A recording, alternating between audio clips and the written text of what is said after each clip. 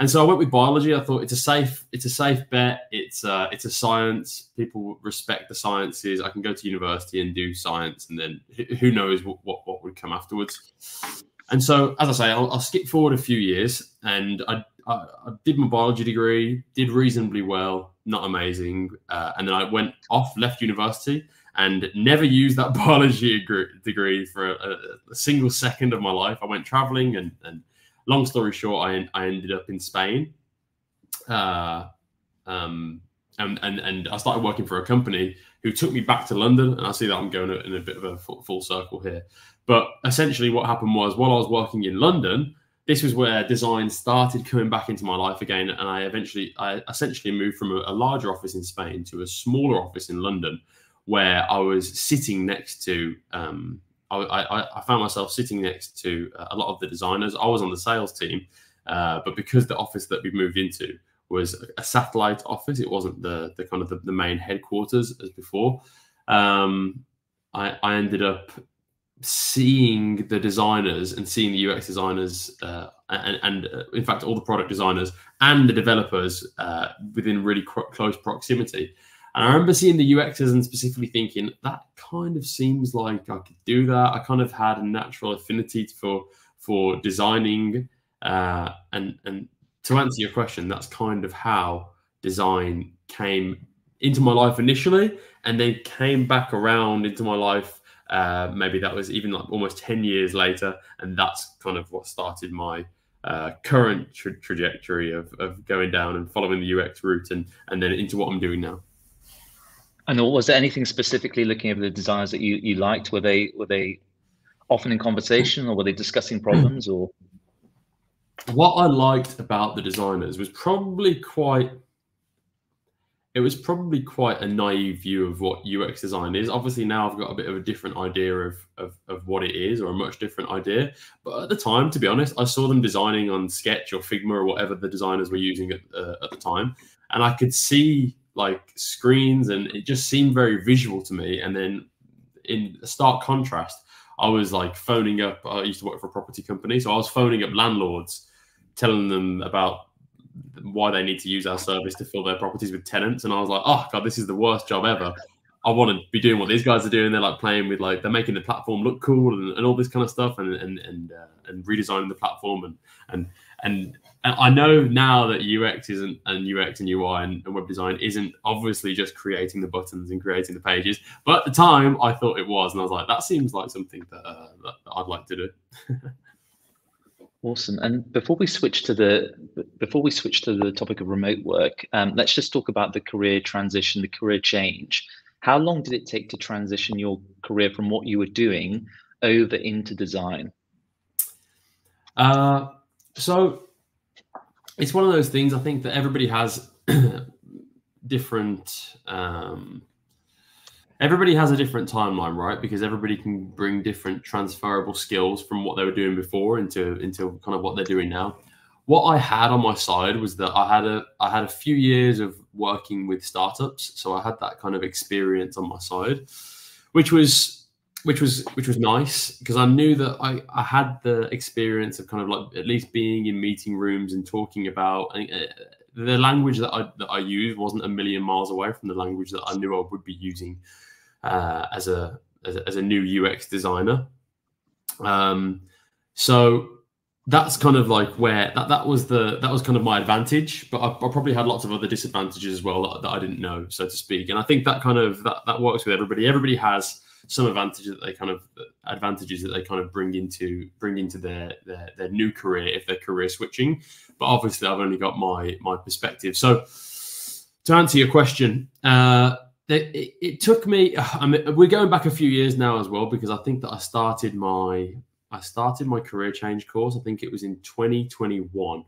Was that when COVID happened, or was it 2020? 2020 or 2020? I think 2021 we were in the midst of that period. But I think 2020 it was just, yeah, it kicked off, I think. It feels like a distant dream now those days. So it was a phase. Yeah, it was a phase. It feels like a distant dream, but it was around that time. So it was quite a while ago now, and obviously around that time as well, all the months started merging together. But I think it probably took me, if we're talking from like the time I made my decision to actually career switch, maybe it was like a year and a half, because I had to obviously do the course, build my portfolio, and then I went after I was finished. I started freelancing, and I started. I started freelancing and built my own kind of like real world portfolio alongside my Career Foundry portfolio. And then I got my first internship, and then I got my first actual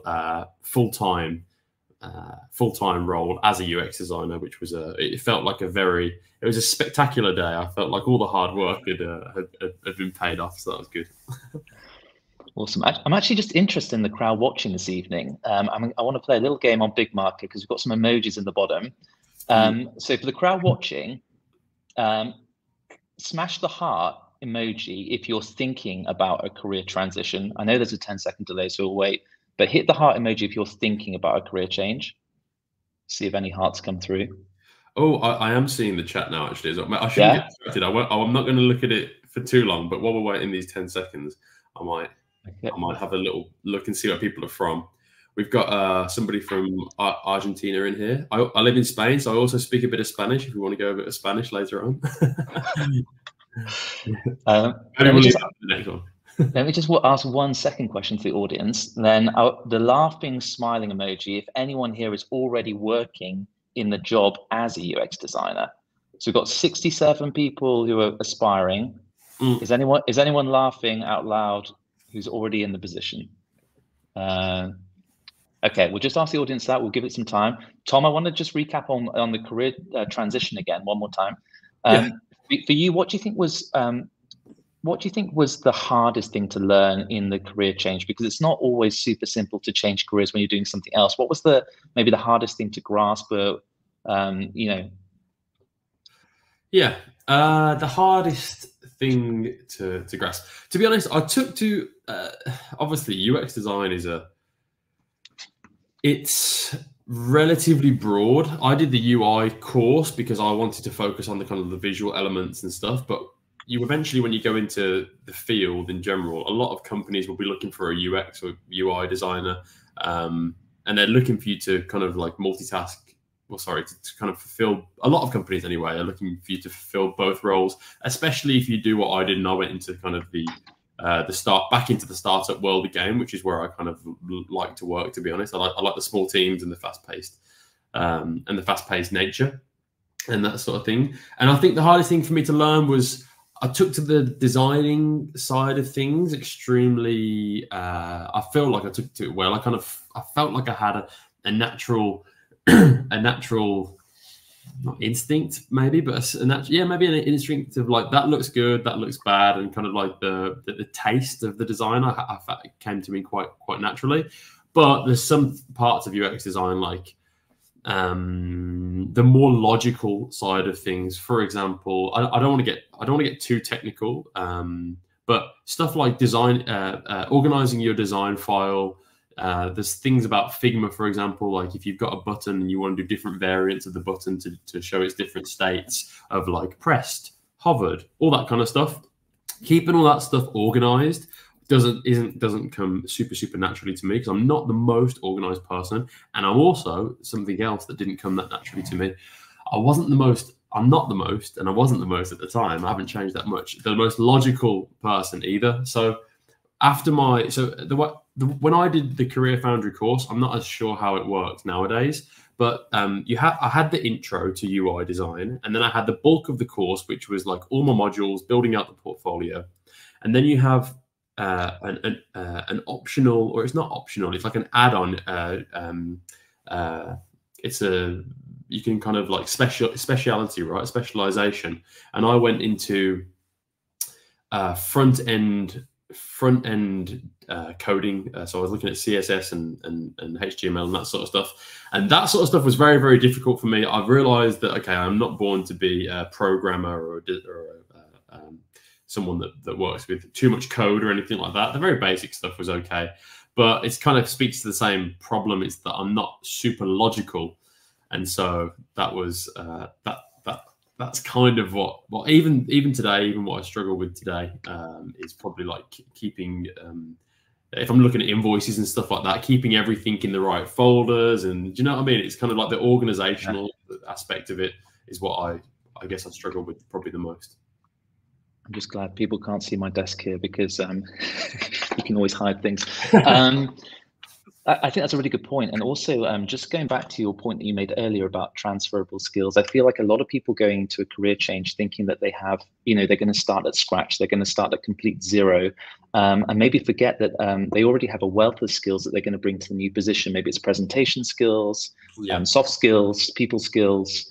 So it is one thing that we've learned at Career Foundry too, is that a lot of people already have a wealth of experience that they bring to a career change. But great answer. I'm just going to switch the topic over a little bit now, because this event is all about acing your remote job hunt. So let's just shift the focus over to the remote jobs and searching for remote work. Maybe you could briefly outline steps you took to transition towards a remote career. So I went a bit of an unconventional way, and I think that it's one of those things. Well, after COVID, for example, we were speaking about it earlier on. Obviously, the world kind of went remotely, and then since that point, some companies have kind of went back. Some companies have kind of stayed remote. So I think now what you've got on your side is that there's a lot more companies that are doing the whole remote stuff. You know what I mean? There's a lot of more companies that are open to it. But the steps that I took, for example, as I say, they weren't super conventional. So when I was searching for my first full-time role at this point, well, just to go back a tiny little bit. So I did my, just to give the people in the chat context, I firstly did my career change course. Then I freelanced. Then I got an internship. And while I was at that internship, I was broke. So I needed to pay the bills. So I was still looking for a job. And obviously, I left the internship partway through, and I left it on good terms, which is also something that I would always recommend. But I was broke. I needed money. I needed to actually make a full-time wage. So I was hammering applications. I was like, I was doing everything in my power basically to try and get my first full-time role. And so I was applying for jobs everywhere. So this was my tactic, was spray enough mud at the wall and see what sticks. And I was applying for jobs in Dubai. I was applying for jobs in London. I was applying for jobs absolutely everywhere, and just trying to interview basically. And anyway, I was thinking at the time, I was considering moving back to London. I was considering moving to Madrid, and I ended up going through a few different processes. And at the time, as I was going through the process, and I don't know if this is even a good tip to tell people and stuff, but hey, this is how I did it. So I'm gonna pull back the curtain and reveal the secrets. As I was going through the process, I actually hadn't told my employer that I was looking to work remotely.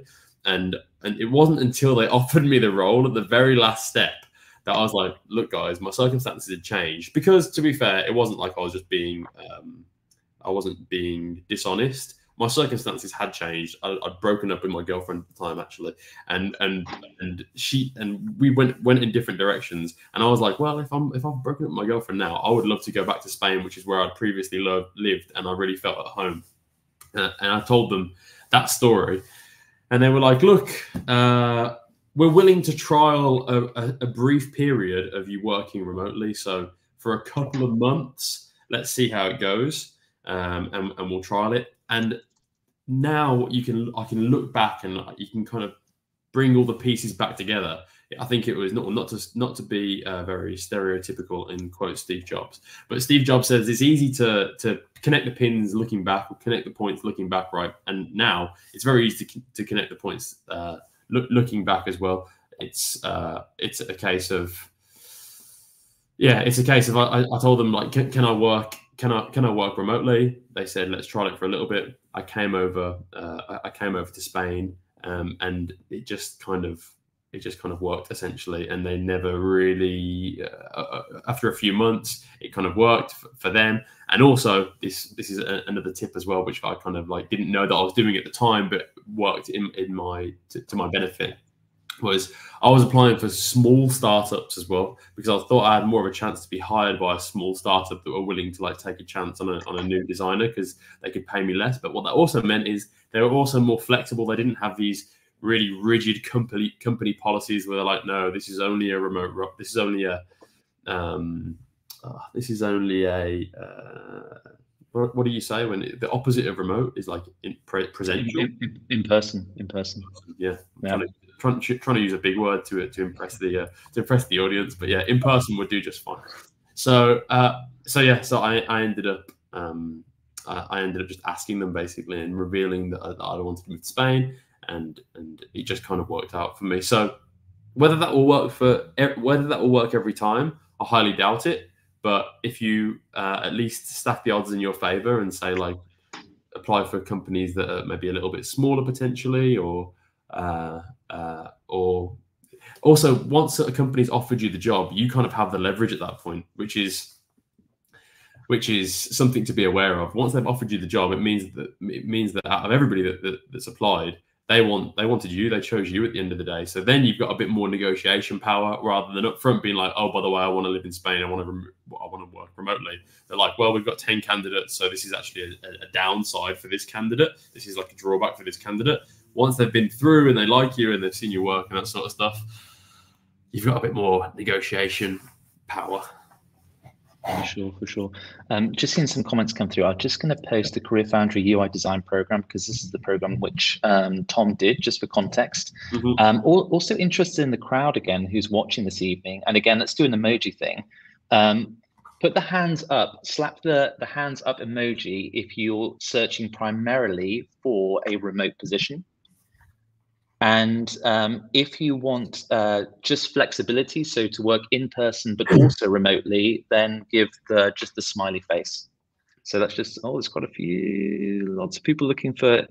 So that's the really interesting thing is that since remote work, I mean, it's always been there, but I think during the pandemic, it took off. Yeah. People still really want the flexibility, and to be able to work remotely gives people a lot of flexibility. So yeah. Tom, I've got another question for you. When you were looking for companies, did you have did you create a list, or was there like a way, was there certain companies that you wanted to work for based on perks or maybe based on salaries, or was it really just, I'm just applying for everything? I employed the mindset of beggars can't be choosers. So although there were probably companies at the time where I was like, it would obviously be a dream to work for a company like Apple or something like that. I honestly didn't really have my sights set on Apple or anything like that. Especially for my first role, I definitely had the mentality more of I would rather work for a smaller startup and kind of find my feet a little bit, and also get to design stuff that would actually be getting used every day. So before my first full-time role, as I said, I was an intern, and I was interning for a design agency in Amsterdam, and I was designing stuff that would never see the light of day, really. So it was kind of like, I mean, although it was also a good experience, I was working with a really experienced UX designer who taught me a lot. I really wanted just to be able to design stuff and be like, well, that's actually my work that's online right now. Like, it's going live and I can see users using it, and to learn off that directly rather than, I mean, there's drawbacks and there's positives of both, right? If you have a really experienced mentor, then you're going to learn a lot. And I learned a lot only in a few months of that internship, a couple of months of that internship. However, I was kind of frustrated and maybe a little bit impatient that I wasn't designing stuff that was actually getting used. So I think it depends on the type of personality. I'm just somebody who I feel like I learn quicker by doing it on the job actually, and I get more out of it that way. And I think if you enjoy something more, you also will kind of apply yourself more. If you enjoy something more, you learn more as well. Like everything works better for you, obviously, when you're enjoying what you do. So yeah. Just related to the internship that you mentioned in Amsterdam, I'm going to pick up on a question from the audience from Elizabeth. Elizabeth is asking, how did you get your internship? The internships I've seen are only open to students completing a UX-related degree. Did you leverage your startup connections? No, I didn't. The startup was based in Spain and had, as I mentioned, had like other satellite offices around Europe, but none of them were in the Netherlands. I don't believe anyway. I was in the Netherlands for other reasons basically, and just LinkedIn. To be honest, it was just LinkedIn. That was the main thing that I used. I haven't actually applied for jobs for a good long while now, so I don't. I feel like it's I wouldn't be able to tell you like the best tips or the best websites right now to use for the job search. But at the time, I loved LinkedIn because I could set it to remote location remote, and you can set your notifications. So as soon as a job comes online, I get a notification straight to my inbox, and that's what I did. And also, as I said, I was also applying for roles that weren't strictly remote. But your question was, how did I get the internship in Amsterdam? And this is something that you have to keep me on. I've got a tendency to go off the rails and just start waffling about whatever I want to talk about. So don't be afraid to tell me, Tom. Stay on track with the question. So I went to as I say, it was just LinkedIn, and I was applying, and I had initially applied not for an internship but for a full-time role at this design agency, and they were like, "You're not qualified enough to work for us as a full-time UX designer. You're too green. You just don't have the experience. But we see something in you. We like your designs. They like my personality. I hope as well. So they offered me an internship." And I'll be honest, like when I got offered the internship, I was super disappointed. As I mentioned, like I was really after a full-time role. Do you know what I mean? I felt like I'd put in so much work with the career change course, and I had a decently paying job before in sales. Although, as I say, I didn't like it very much. But I got the internship offer, and I was so disappointed. I was like, oh God, I've all this work and all I have is an internship. But don't get me wrong, like that was the stepping stone. I think usually I've got quite a positive outlook, but as I said, at the time I was broke and I needed money as well. And that was the stepping stone that ended up like facilitating me to get that first time role. So it's kind of, to answer that question, it kind of takes me back to what I said before. It's apply for stuff. I just applied for everything, to be honest. I applied for stuff that was way out of my experience level. I was applying for as I say, jobs in Dubai. I was applying for lead design roles. I was applying for absolutely everything because at the time there weren't that many jobs going up every day as well. Companies weren't super bullish on hiring. They were a bit more reserved around that time because the world had kind of paused. So I was just applying for everything basically. So as I say, I'm not sure if these same tips will work as well today, but I think tips like apply for stuff that's not necessarily fitting your exact conditions are always good, because if they like you, if you apply for a lead design role and your CV and your portfolio gets in front of the right person, maybe they say, oh, okay, this person isn't the lead designer, but they could be a junior or something like that. You see what I mean? Yeah, I think there was really a lot of great content there. I just want to break down a couple of things, because there was a lot of things that you mentioned, but some things which I think are really important for the audience watching this evening. Firstly, I think one thing which you spoke about was LinkedIn, and I think one thing that which we see time and again with Career Foundry students, and it might sound a little bit corny, but it's the personal brand. I'm just going to share a blog article with people on Big Market all about how to build a personal brand, but definitely having a LinkedIn presence, showcasing what you've done, showcasing your projects, but also keeping up to date with what's going on in the debate about design. It is a great tool, so don't neglect your LinkedIn. Another thing that Tom's done, I'm just going to shamelessly plug Tom's Instagram for anybody that's watching on YouTube or LinkedIn. Tom has a fantastic Instagram account called Tom Charlie Design. I'm just going to flash it here. Yeah. Check that out. Like and subscribe. But it's all about personal branding. It's about design. It's about living in Spain. I'm not saying everybody has to go out there and instantly create an Instagram account, but what I'm saying is that Tom has worked a lot. I mean, you've worked a lot on your personal branding. I think it's fair to say.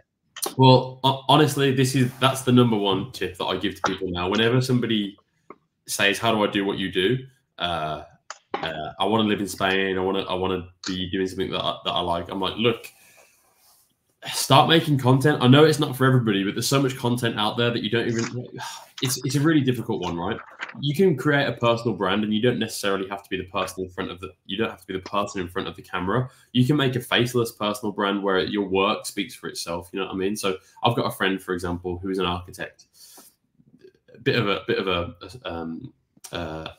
derail, but I was telling him the same thing for ages. I'm like, look, when you make a personal brand and when you create like an Instagram or a social media presence or a LinkedIn presence as well, you become kind of a voice of authority in a way. People look to you as like, even if you're a beginner, like you can share the journey. People love seeing the journey of like how I'm learning UX design and like the challenges that you're experiencing, and you create conversations and you create you're the person where you're the person who is responsible for people arguing or debating or whatever in the comments, and you're kind of, it's kind of, it all lives in your world. You see what I mean? And so many opportunities came to me through Instagram, and now my Instagram is less about it. It started off as UX design, but now it's more kind of like, yeah, about my life in Spain and about remote work more so than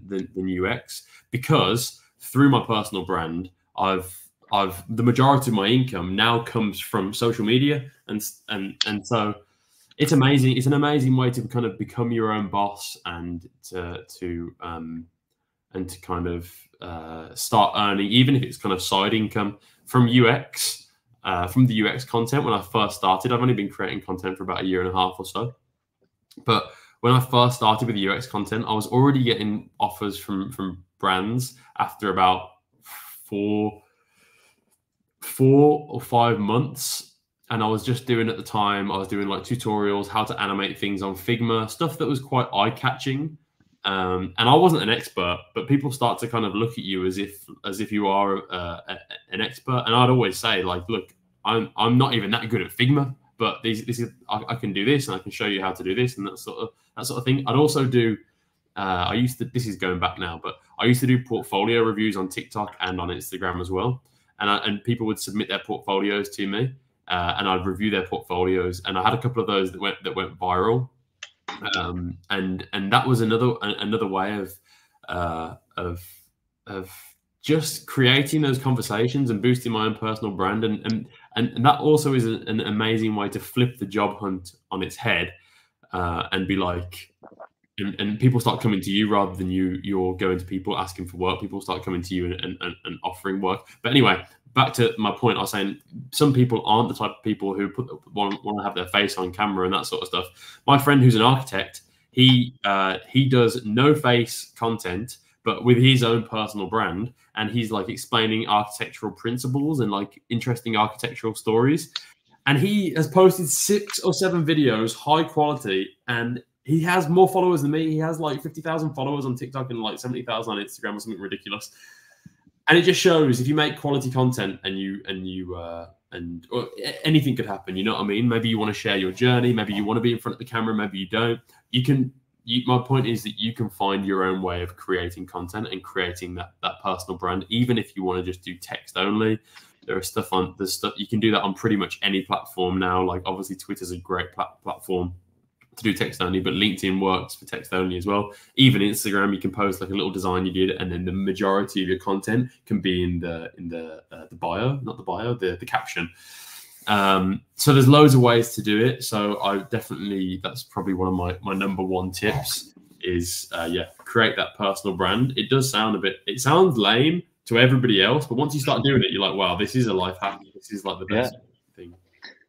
I've actually got a story similar to that, because when I first joined Career Foundry a long time ago, I think it was in the 2nd year, I actually did the intro to UI design, and I created a little Instagram account called, it's now offline, but it was Will You I Am, and And I was just posting the little things I was doing, like creating a CTA button. Yeah. I like posted my first wireframe. They were just screen grabs, but I actually found out that current students were like starting to follow me. They were like, you know, and also encouraging me. I mean, there's always going to be a couple of people who write something, but actually, it was the majority were just career foundry students. Yeah. And it was a cool little network that kind of just cropped up because I was just posting some stuff.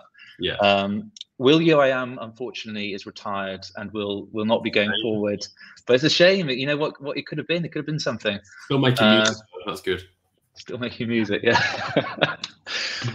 That's very cool. Tom, I want to pick up on another thing you said earlier, specifically about the portfolio. Now, I know you've been applying for remote positions and seeing, you know, going through the hiring process, but maybe you can talk about the value of having a portfolio, because it kind of links to it's kind of your personal brand in a way. Yeah. Honestly, I mean, the portfolio is super, super important, and I think it's something that people put a lot of.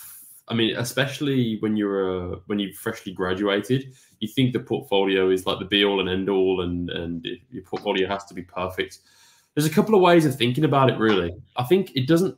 Your portfolio should be good, of course, but it should be simple. Like, it should exist primarily. Like, don't. How can I phrase this in the best way? Some people that I spoke to would not want to make their portfolio live because it wasn't perfect, for example. Do you see what I mean?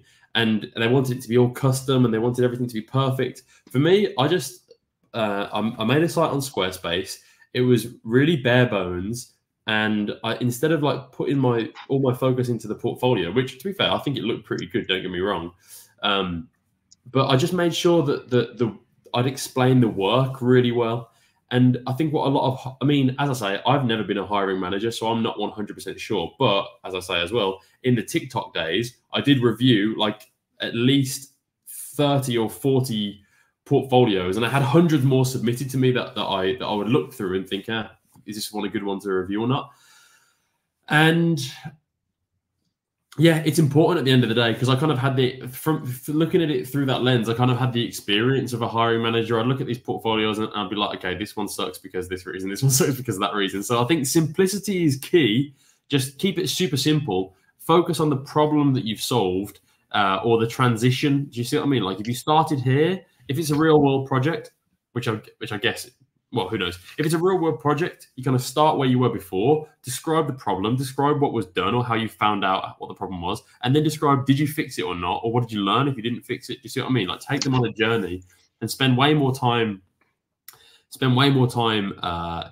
like storytelling and telling that story, rather than posting like a few screenshots and being like, look, this is like beautiful UI, and this is what these concepts of UX are, and just kind of outlining different stuff like that. So yeah, the portfolio is obviously really, really important.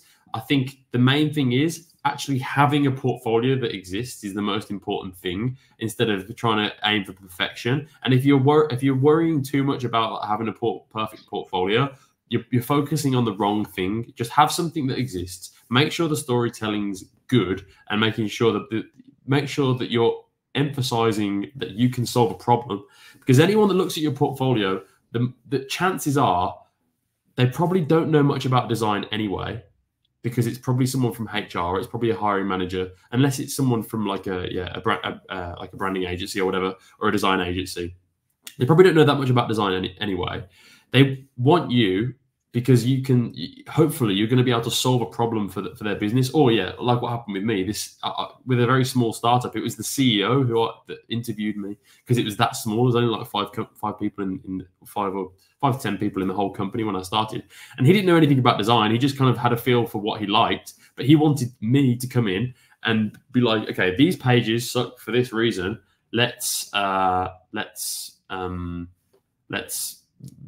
I want someone that's going to solve this problem, that's going to boost my conversion, that's going to essentially make this company money. And so you got to show that you can solve a problem. So I know that was a very long-winded way to say, yeah, that your portfolio is important, and it is. So you just want to have one that exists. Firstly, make sure you have something that exists.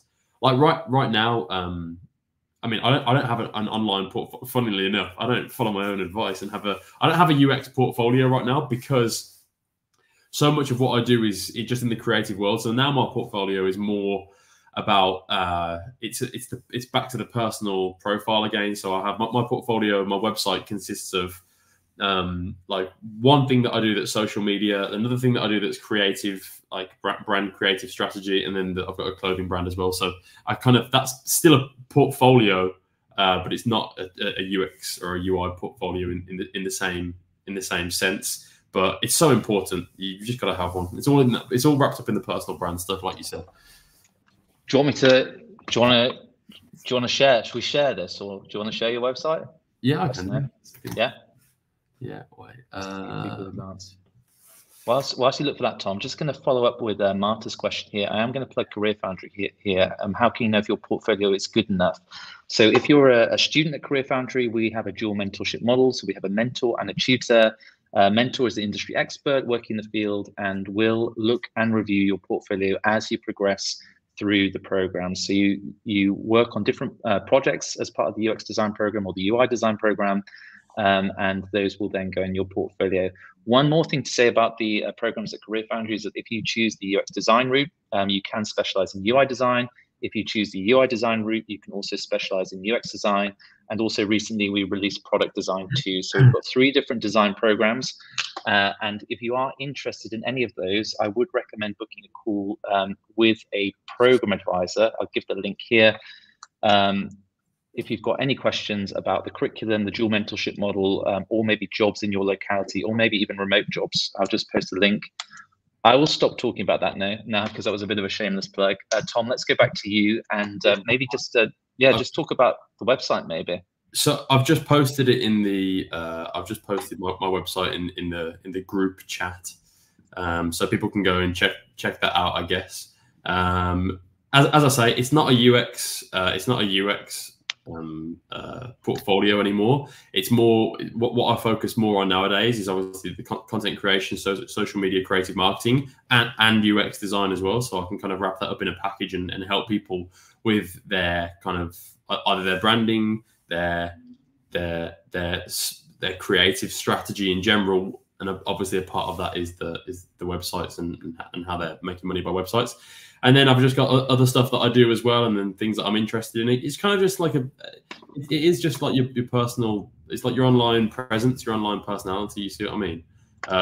For example, what I've got is I'm just looking at it now. I won't go on this forever, but I've got kind of a catchy. I've got a catchy introduction. It says genius, billionaire, playboy, philanthropist, and then it says none of the above, and then it has featured in. And it's kind of like a place to brag. So I've been featured in some of the publications here in Spain, like La Vanguardia, Huffington Post, El Español, for my social media side of stuff. So it's a place to kind of brag and get that in front of people. And that's just basically what you've got to do. You got to show people aren't going to know about you unless you show them, right? So if people want to go to your website, and that probably means they want to learn a bit more about you, then just get it all in front of them. Just show them everything you've done that's good. But taking it back to only UX stuff, because obviously I'm talking a bit more about like a personal branding website, which probably isn't as interesting for people in the chat. Yeah, just focus on problem solving. Don't make your website too complicated. Make sure it's responsive. I looked at so many websites that weren't responsive or they broke when I was changing the window size, and it's like, come on, that is like the main thing. 80%. I mean, you look at any website now. I've got a Shopify website, and I'm looking at my statistics now. 1 second. 85% of people in fact, 90% of people are using my website from their mobiles. They're not using it from their desktop. So you've got to have it responsive. That's an absolute key. If you want more tips on portfolios, in fact, go find me on TikTok and go way back, because I've got like loads of videos. I posted quite a lot on there. But go way back. Or in fact, I think I've got a folder that's like portfolio reviews. You can see like 30 different portfolio reviews that I did, and then you can hopefully take those key learnings and apply them to your own portfolio. If that's something that you're struggling with, I'm not sure. Awesome, thanks, Tom. I'm just going to switch over to the LinkedIn crowd because they've got some questions coming through. Hi, everyone on LinkedIn and YouTube. There's a great question from Olga, specifically about remote working, which is the topic for tonight. Yeah, Tom, true. is it actually possible to learn from mid and senior designers or managers being remote and not having an opportunity to shadow what more experienced designers are doing? It's a good question. I mean, it's not something that I've got direct experience with, so I'm honestly probably not the best person to answer this question. I would say from my short time experience, my short time when I was in the office with people, I did learn a lot just by watching and by engaging and by asking, like, why do you do that and how have you made that and all this kind of stuff. And you also, it's like anything, it's not even just about UX or about design. It's like kind of like anything. When you're in the office, even though I love remote life, when you're in the office, you do end up having more conversations with the people around you, and you learn about the work, you learn about the business, you also learn about them as well as people. So it's better to be in the office in that regard, obviously. But otherwise, all your learning is going to be in meetings and that sort of stuff. But the stuff you can do, like if you're interested, I'm not sure what your exact situation is, but something that really helped me and in my transition into being remote was joining like online communities. I've never joined like a UX online community, to be honest. I've joined like content creation online communities, but I know there's loads of UX. There are UX communities out there. So look for those and kind of find the one that fits you best, like Discord servers and that sort of stuff. I wouldn't be able to name any from the top of my head, but there's people like, I mean, people in the chat probably know him, and maybe you know him too. He's called Xander or something, and he does like super fast videos. Do you know who I mean? Yeah. I'm sure if you look through his comments and you find people that follow him and that sort of stuff, because his content is exclusively UX design, you'd be able to find communities there. Oh, in fact, I think he's got a service called, I don't know. He's got his own business basically, and he's got a boot camp too. And maybe I shouldn't be plugging that with Career Foundry, but I think they have a community too. And also, Career Foundry also have a Slack channel that I used to use as well. So there are loads of these online communities where you can always be like learning from people, and you can be posting your designs and all that sort of stuff. So. Sure. Probably not the answer that you wanted, maybe, but that's the answer that's kind of what how I feel about that. You're not going to learn as much unless you're with people in the office. It's true, but there's a lot of learning that can be done online in online communities.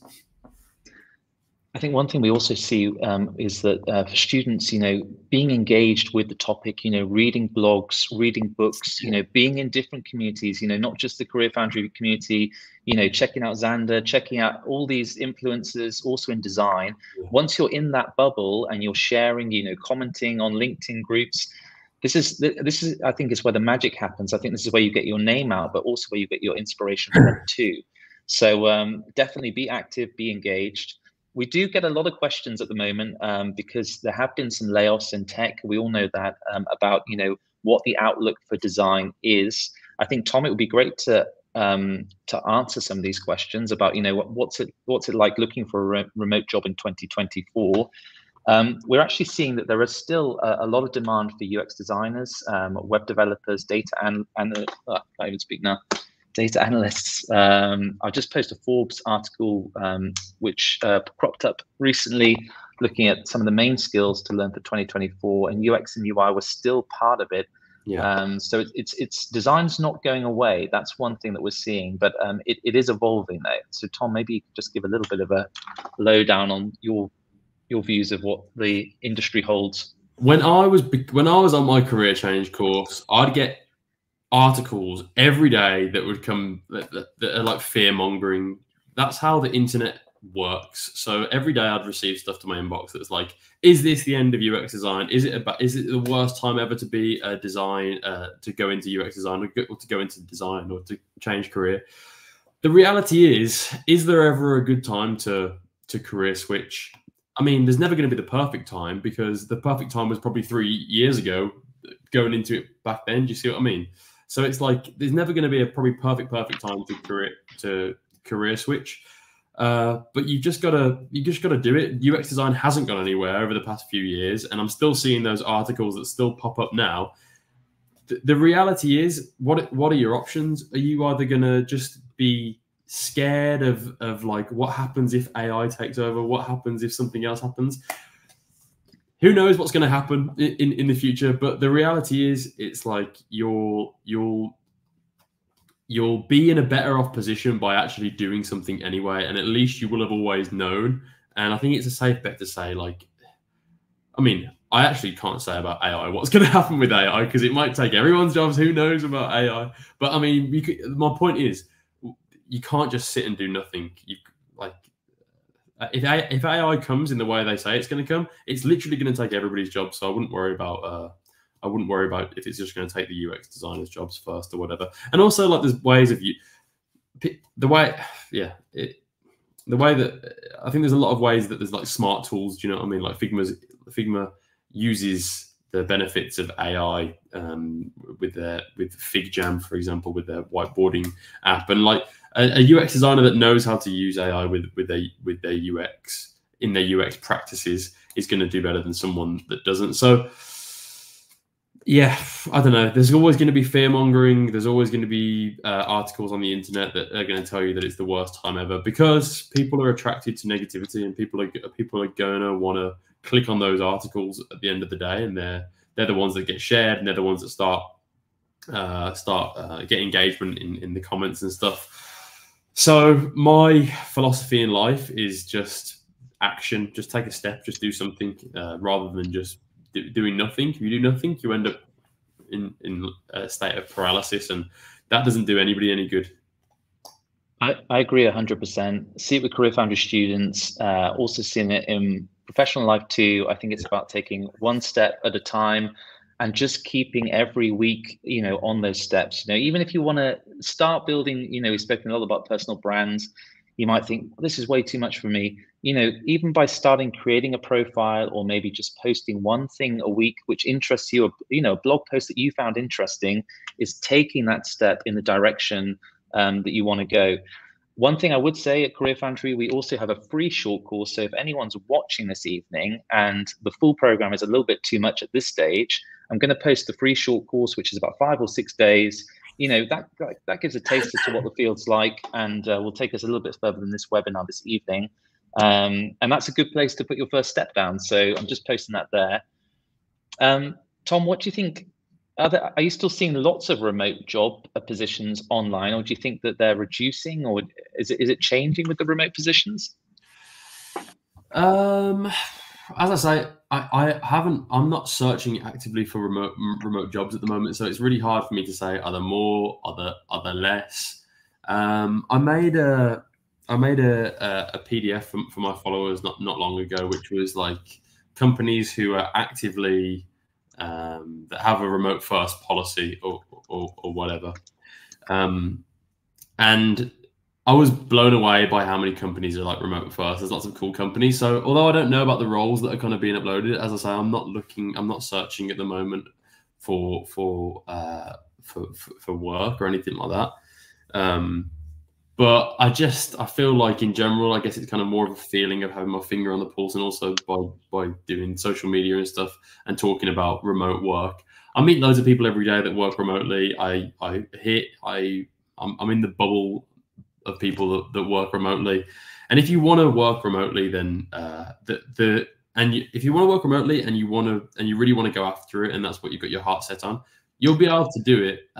It's a question of kind of setting out your goals and achieving them, as kind of lame as that sounds. I don't know. It's remote work is possible. Lots of people work remotely, and UX design and UI design are like great skills to learn if you want to work remotely, because they can be done like it's a pretty standardized job to do online.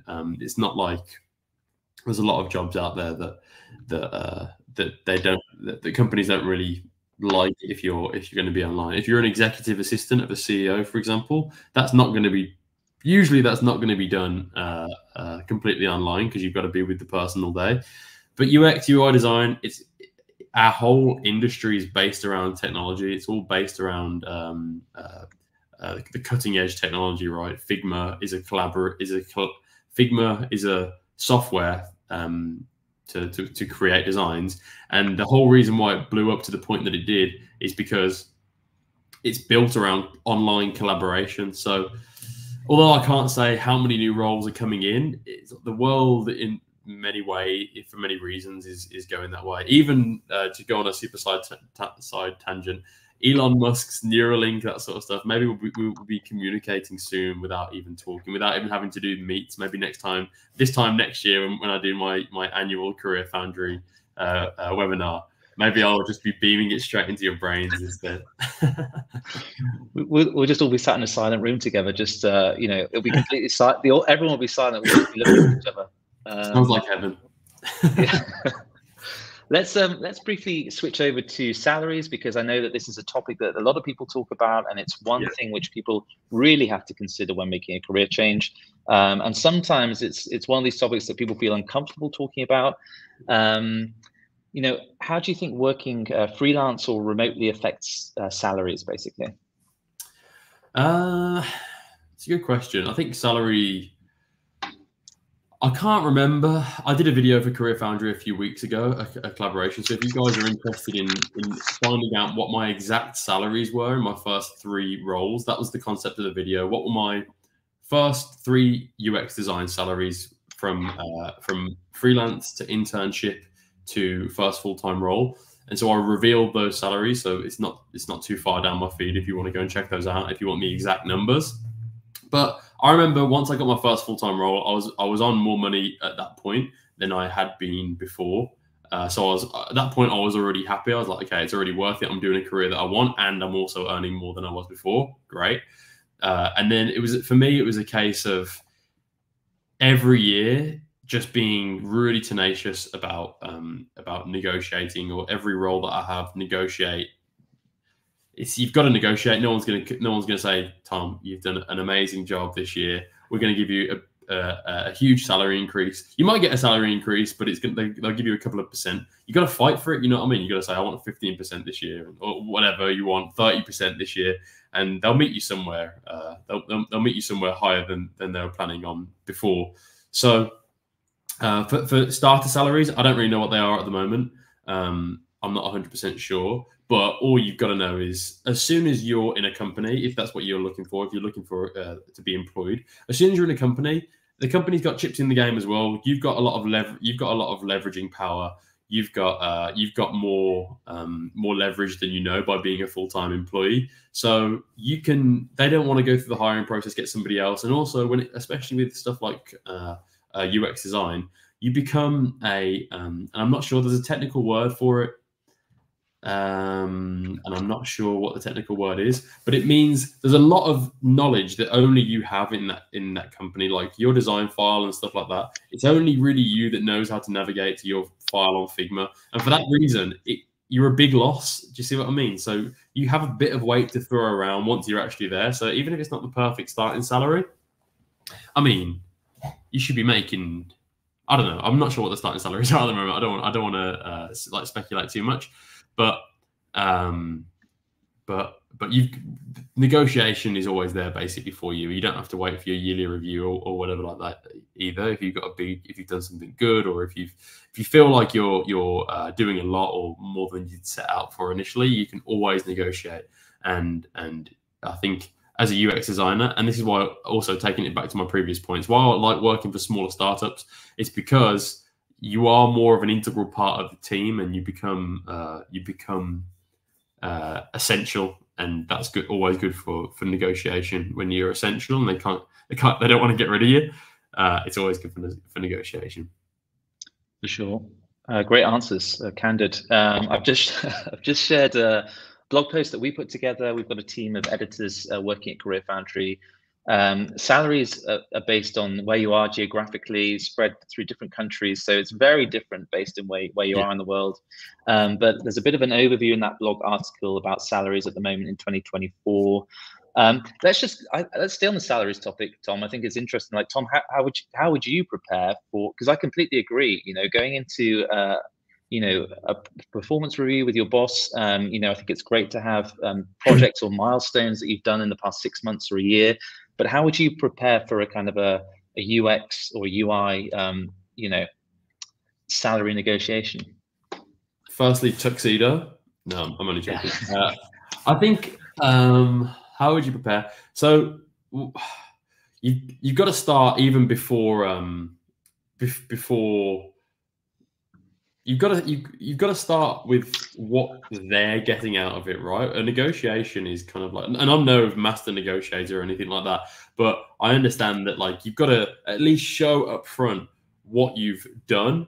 I think this was the kind of the strategy that I had. I can't remember the last time I negotiated, like, for a job's salary. It was also a while ago as well, because I work more on a contractual basis now, where I'm kind of working on like project basis and stuff like that. So when that happens, that's kind of good, because every new person that I work with, you can always take your base rate up a little bit, and you're always increasing the salary. But I think what I used to do was, I'd go in there with what I was, what I'd accomplished in the past, however much time, what I want to accomplish. So, like, this is what we're gonna do. Like, what we've done.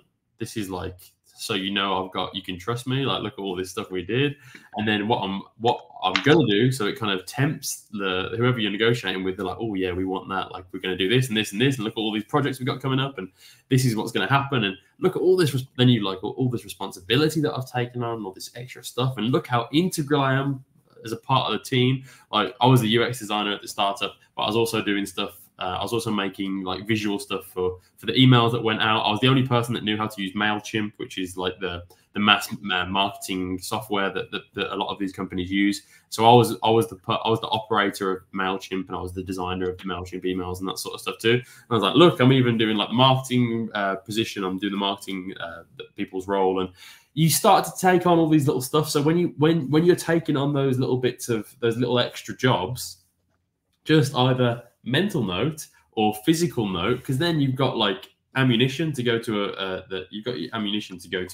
negotiation with. And as I say, go in there, be like, look at all the stuff that I've done, look at all the stuff we're going to do. Plus, you're basically saving a whole employee from all the little side jobs that I'm doing as well. You could hire somebody else to do all this sort of stuff, and it'd cost you an extra 30 grand a year. I'm only asking for 10 grand a year.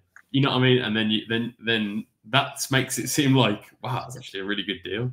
And also, this is a really good tip. What I learned as well was I got to the point where I wanted more of my time back. So I wasn't negotiating my salary. This is a bit of a kind of off the tracks again, but it relates to salary negotiation. My negotiation strategy, I remember it now, was the last time I wanted to go down to a 3 or 4 day week. So firstly, I started off the negotiation with, I want this crazy number. And they were like, we can't give you the crazy number. I was like, okay, well, meet me in the middle. If you can't give me the crazy number, at least give me a little bump, and also give me a day back. So I started negotiating with my days rather than, and that was what I really wanted. So and the premise of that is, or the idea behind that is, like, they think they haven't been able to give me what I want initially, and they're meeting me in the middle, but really you end up getting what you want the whole time. So just have a bit of strategy involved and that kind of stuff. For sure. I actually want to draw on one of the points you said there. And for anyone who's watching, thinking, who's done a UX design program and is applying, I spoke to the career specialists at Career Foundry. They had one fantastic bit of advice in a job interview situation when applying for design roles, or applying for any roles, to be fair, is picture yourself in the role and ask the interviewer, what's lined up for my first couple of weeks, or what projects will I be working on in the first month or two. And then the person who's in the hiring process actually starts to picture you in the role. And then you can kind of talk through that as, almost imagine that you're working at that company that you're applying for. I thought that was a great tip from some of Career Foundry's career services team. So keep that in mind. Tom, I am mindful of the time. I've got one question here, which I think I just want to pick up on, dealing with doubt. What would you say, or what advice would you give to someone who feels like it's all too late? I won't be able to achieve this? I mean, it's a very philosophical question at that point, isn't it? Because I mean, when is too late? Do you see what I mean? It's one of those things. I think my nan, who's 81, would tell me that it's not too late for her to try new things. So it's one of those things. It's about perspective at the end of the day. If you think it's too late, or if you think you have enough time, then in both cases, you're probably right. So you might as well think that you've got time to try something new. You might as well have the mindset of it's not too late because yeah, I mean, I've got friends who have changed their careers many times, and even myself, like I changed when I was younger. Fair enough, I was like 25, but I had the mindset at the time that I was late then. And now looking back, I was like, how did I think that I couldn't change my career after everything that's happened since then? I'm like, wow, this is insane. And now even like doing more of now, as I say, I still work as a UX designer on a contractual basis, on a project basis more so. But with the content and stuff, it's kind of like it's not even like I've got one career. I've got a couple of careers, and it's kind of like I would never have thought I would do that either. So